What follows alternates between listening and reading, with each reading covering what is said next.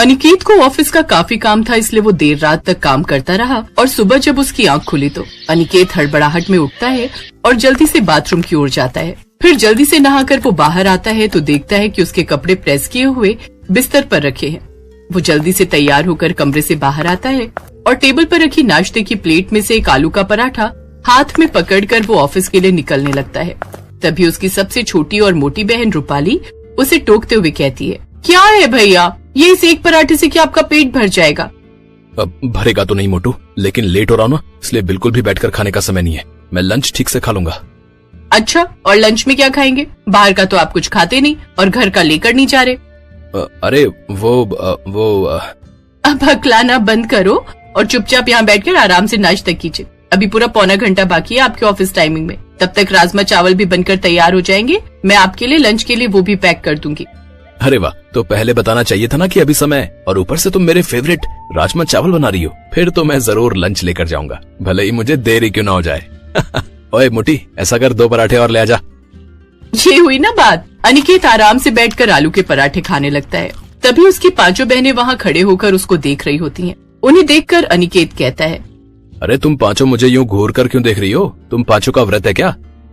हम क्यों व्रत रखेंगे भैया? तो फिर मुझे घूर कर क्यों देख रही हो भाई? तुम सब भी बैठकर खाना खा लो ना।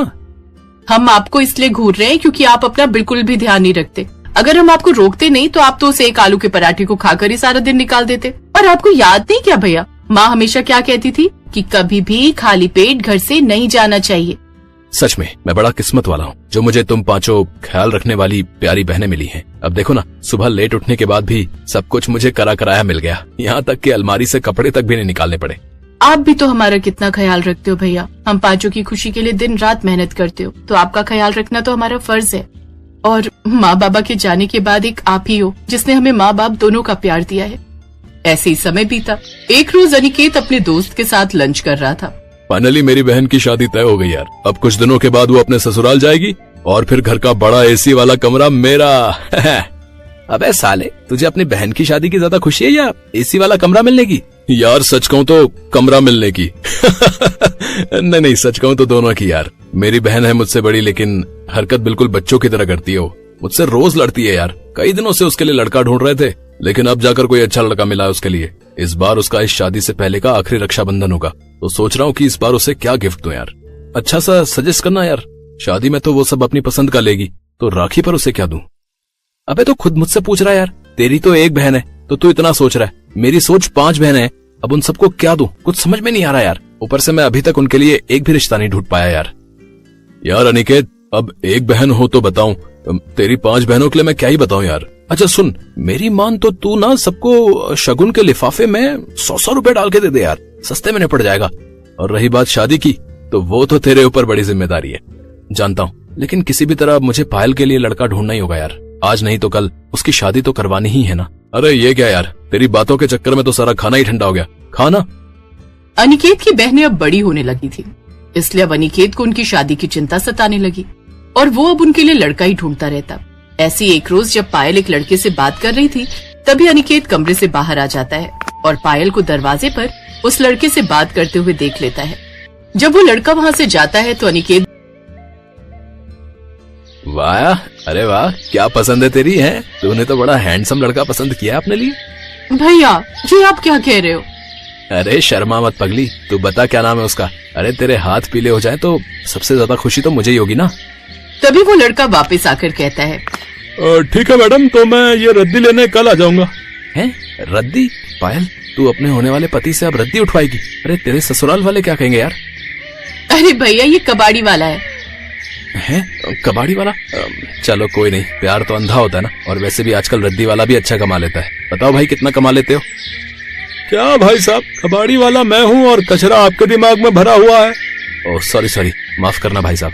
भैया आपने टेंशन के चलते कहीं सच में पायल दी की शादी कबाड़ी वाले से मत करा देना। हाँ नहीं तो हम सबको उसे कबाड़ी जीजू कहकर बुलाना होगा। अच्छा अब ये सब छोड़ो। वैसे भैया आपको याद है ना आज संडे और आपने हम सबको प्रॉमिस किया था कि आप हमें रक्षाबंधन की शॉपिंग के लिए मार्केट लेकर जाएंगे। ओह तो आज मेरा कंगाल होने का दिन है। अच्छा चलो ठीक है, अब तुम सब तैयार हो जाओ, फिर हम सब शॉपिंग पर चलते हैं। अनिकेत अपनी सभी बहनों को खरीदारी के लिए एक शोरूम ले जाता है, जहाँ वो सब अपने लिए कपड़े और सुंदर सुंदर राखी खरीदती हैं। लेकिन इन सब में उसके काफी पैसे खर्च हो जाते हैं। हे भगवान, काफी पैसे खर्च हो गए। अभी तो बिजली का बिल, पानी का बिल और घर में राशन भरवाना बाकी है, और अभी तनख्वाह आने में 10 दिन बाकी हैं। लेकिन कोई बात नहीं, इन पैसों के बदले जो मैं इनके चेहरे पर खुशी देख पा रहा हूँ, उससे एक अलग ही सुकून है। अरे भैया, आप अपने लिए कुछ नहीं ले रहे? नहीं, मेरे पास अभी कपड़े रखे हैं। वो कुर्ता पजामा लिया था ना दिवाली पर, तो बस वही पहन लूंगा। वो सब घर आ जाते हैं, लेकिन अब अनिकेत काफी परेशान था। अब उसके बाकी पैसे बिजली का बिल, घर का राशन और बाकी खर्चों में निकल गए। अब उसके समझ में नहीं आ रहा था कि वो अपनी 5 बहनों को राखी का गिफ्ट कहाँ से लाकर देगा। अगले दिन वो ऑफिस में रौनक से इस बारे में बात करता है। यार रौनक, वो मुझे कुछ पैसों की मदद चाहिए यार। साल में एक बार ये त्योहार आता है ना, तो अपनी बहनों को कुछ नहीं दे पाऊंगा तो अच्छा नहीं लगेगा यार। माफ करना दोस्त, लेकिन तू तो जानता है ना, शादी वाला घर है तो पैसे कहीं ना कहीं खर्च हो जा रहे हैं यार। लेकिन उनकी ये सारी बातें रूपाली फोन पर सुन लेती है। दरअसल गलती से अनिकेत के हाथों उसका नंबर डायल हो गया होता है। अब वो समझ जाती है और अपने बहनों से इस बारे में बात करती है। और फिर अगले दिन अनिकेत, पैसों का इंतजाम हो गया है, ये ले रख ले। ऐसे ही राखी वाला दिन आ जाता है। फिर एक एक कर सभी अपने भाई की कलाई पर राखी बांधती हैं।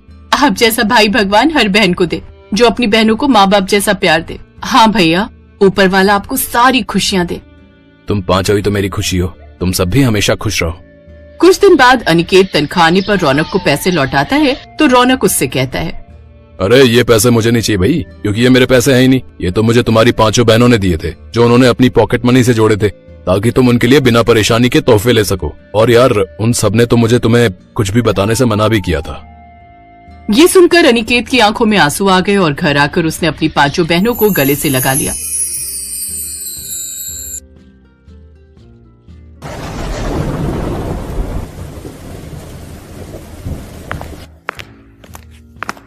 माँ उठो, माँ लो ये दवाई खा लो।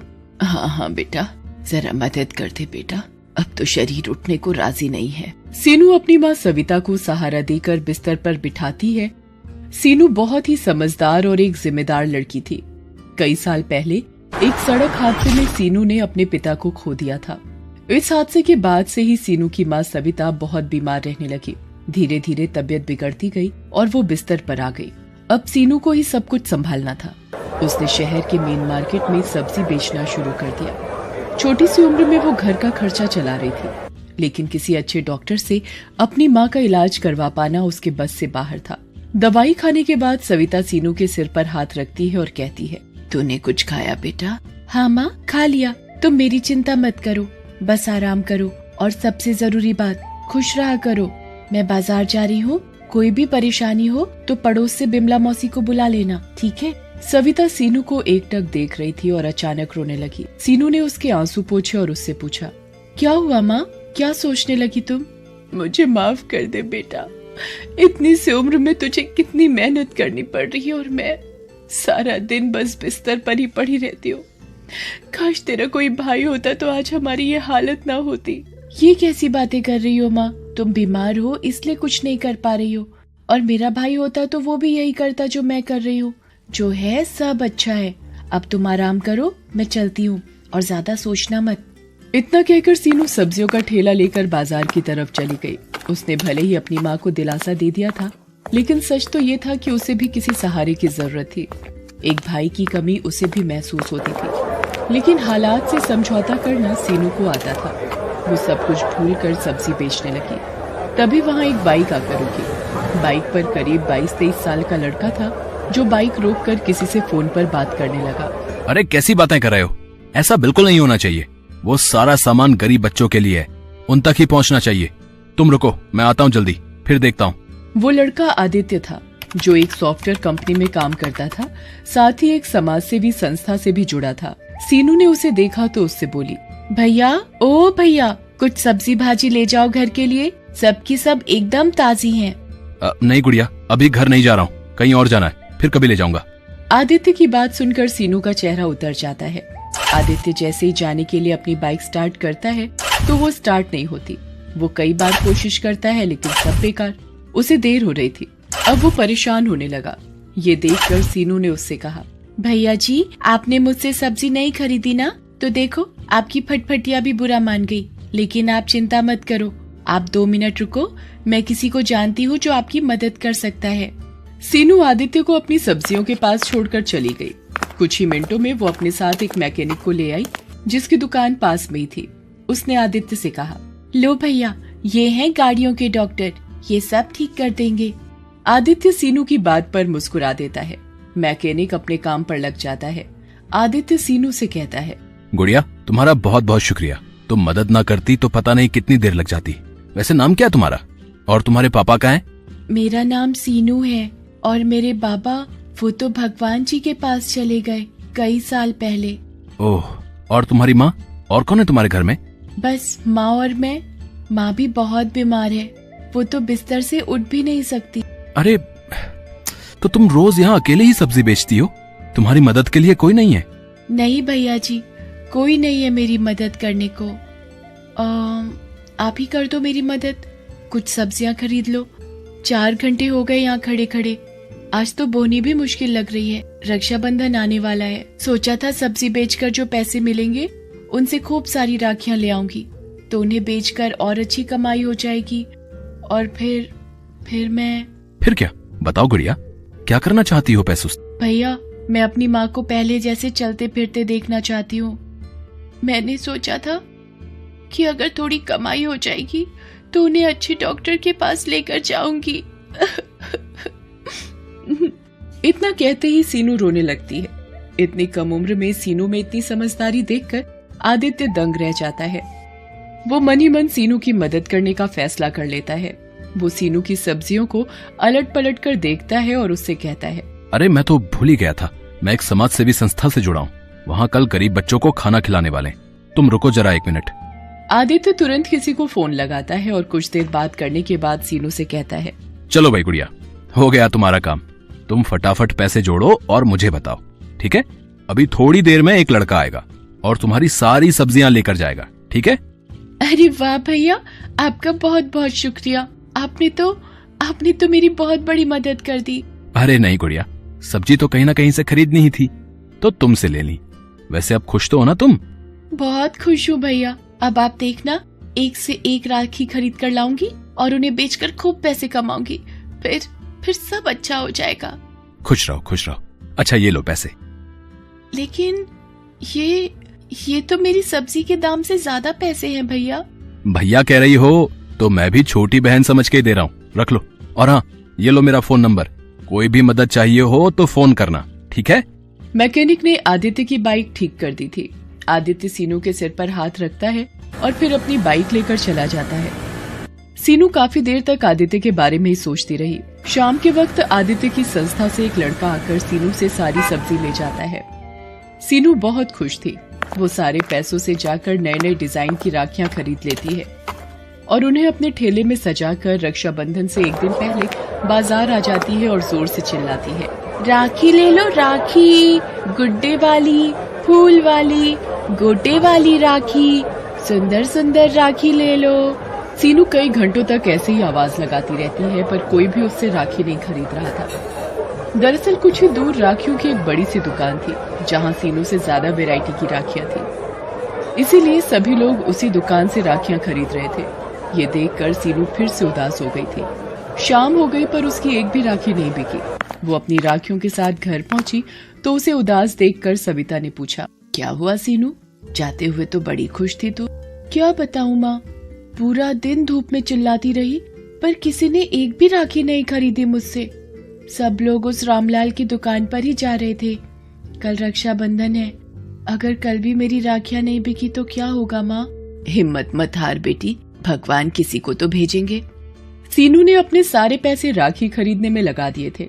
अब तो उसके पास बेचने के लिए सब्जियां भी नहीं थी और ना ही वापस सब्जी खरीदने के लिए पैसे। अगले दिन रक्षाबंधन था। वो सुबह सुबह ही अपनी राखियां लेकर बाजार पहुंच गए। 1-2 लोगों ने आकर उसकी राखियां देखी जरूर, पर खरीदी नहीं। दोपहर हो गई थी। सीनू का सब्र टूटता जा रहा था। तभी उसने सामने से आदित्य को आते देखा। अरे भैया, आप कैसे हो आप? अरे गुड़िया, मैं अच्छा हूँ गुड़िया, तुम्हारी राखियां देखने आया हूँ और खरीदने भी। अच्छा तो लीजिए ना, ये देखिए, इस पर कितना प्यारा गुड्डा लगा है और ये फूल वाली अच्छी है ना?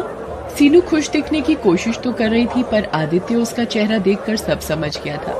उसने आते हुए राखियों की दुकान और उसमें लगी भीड़ भी देख ली थी और उसे समझने में देर नहीं लगी कि सीनू के लिए अपनी राखियां बेच पाना कितना मुश्किल था। उसने सीनू से कहा, गुड़िया, तुम बहुत छोटी हो। इतनी सी उम्र में तुम में जो हौसला है उसकी जितनी तारीफ की जाए वो कम है। लेकिन बेटा, ऐसे काम नहीं चलेगा, तुम्हें कुछ और सोचना होगा। मतलब भैया, मैं कुछ समझी नहीं। आदित्य उसकी तरफ देखकर मुस्कुराता है और अपनी बाइक साइड में लगाकर सीनू की जगह जाकर खड़ा हो जाता है और जोर जोर से चिल्लाने लगता है, ले लो, किस्मत वाली राखी ले लो। इसे खरीदोगे तो किस्मत खुल जाएगी, हर मुश्किल दूर भाग जाएगी। जिस भाई की कलाई पर बंधेगी ये राखी, उसकी उम्र 100 साल की हो जाएगी। ले लो। आदित्य की पर्सनैलिटी बहुत अच्छी थी। लोग उसे राखियां बेचते हुए देखकर पहले ही चौंक गए थे। ऊपर से आदित्य का उनको बुलाने का तरीका भी मजेदार था। धीरे धीरे लोग उसके पास आते गए। सीनू उन्हें राखियां बेचती गई और आदित्य इसी तरह मजेदार बातें करके लोगों को आकर्षित करता गया। कुछ ही देर में सीनू की सारी राखियां बिक गई। ये देखकर आदित्य बहुत खुश हुआ। उसने सीनू से कहा, देखा गुड़िया, ऐसे बेचते हैं सामान। सारी राखियां बिक गई तुम्हारी। नहीं भैया, सारी नहीं बिकी, मैंने एक राखी बचाकर रखी है। लेकिन क्यों गुड़िया? अभी तो तुमने एक ग्राहक से कहा कि सारी राखियां बिक गई हैं, उसके लिए नहीं बची। तुमने ये राखी उसे क्यों नहीं दी? क्योंकि ये राखी बेचने के लिए नहीं, बल्कि मेरे भैया की कलाई पर सजने के लिए है। मैं जानती हूँ कि मेरी हैसियत बहुत छोटी है। मुझे हमेशा से एक भाई की कमी महसूस होती थी। अगर आपको बुरा ना लगे तो क्या मैं आपको राखी बांध सकती हूँ? क्यों नहीं गुड़िया, मेरी भी कोई बहन नहीं है। और सच कहूं तो तुम्हें देखकर मुझे भी ऐसा ही लगा कि अगर मेरी कोई छोटी बहन होती तो बिल्कुल तुम्हारे जैसी नटखट होती। इतना कहकर आदित्य अपना हाथ सीनू की तरफ बढ़ा देता है और सीनू उसकी कलाई पर राखी बांध देती है। दोनों बहुत खुश थे। फिर आदित्य अपनी जेब से एक तोहफा निकालकर सीनू को देता है। सीनू चौंक जाती है और कहती है, अरे भैया, ये मेरे लिए? हाँ, तुम्हारे लिए ही है। अब बातें छोड़ो और जल्दी से इसे खोल कर देखो। सीनू जल्दी से अपना तोहफा खोलती है। उसमें शहर के एक बड़े डॉक्टर से अपॉइंटमेंट का पर्चा था। सीनू की आंखों में आंसू आ जाते हैं। वो बस आदित्य को देखती रह जाती है, कुछ नहीं बोल पाती। तुमने जितने दुख झेलने थे झेल लिए मेरी बहन। अब तुम्हारा भाई आ गया है जो सब ठीक कर देगा।